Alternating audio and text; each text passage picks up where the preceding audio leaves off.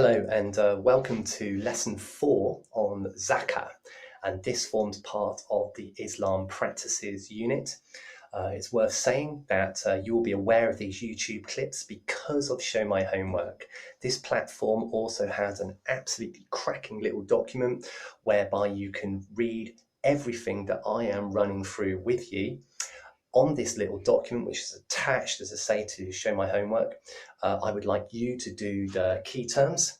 Make sure you write those down and do all activities, please. In addition to that, the narrative that I am about to deliver, could you please make notes on the key points, take a photo of your work, and please email it onto me. That'd be fantastic. I'd also like to say a massive thank you to Mrs. Murray, who has given me the time and has provided the content in order for me to deliver this. So zakah is one of the 5 pillars, and to be more precise, it is the third of the 5 pillars.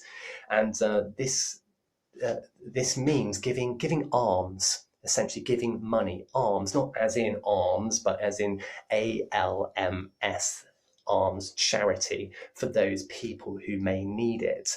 And obviously, if you have no savings, you're not expected to give 2.5% of anything, but you give 2.5% of your savings, and it is compulsory that you give this. It is part of the very fabric of being a Muslim, hence it's one of the 5 pillars. And many Muslims will work out how much they owe and give money at the end of Ramadan. By giving zakah, Muslims are acknowledging that everything they own comes from God and belongs to Him, and they should use their wealth to remember God and to give to those who need it.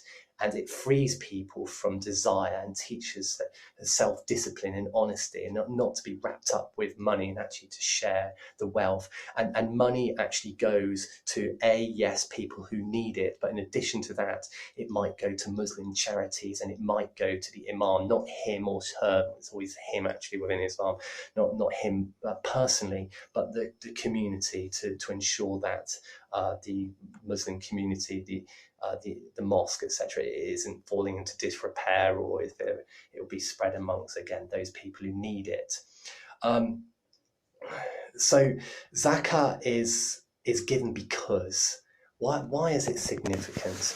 Well, again, it is instrumental in showing devotion to Allah, showing how much you love and respect Allah through your actions.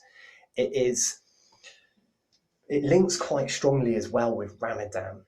You have experienced, whether you're rich or not, you have experienced what it is like to go without. And so therefore, when you do give, it comes from the heart. You really understand why you are giving, because you've been in that place where you have nothing. So to give, it's not about just, it's 2.5%, I'm giving it all kind of begrudgingly. It's actually because you want to give it, because you understand.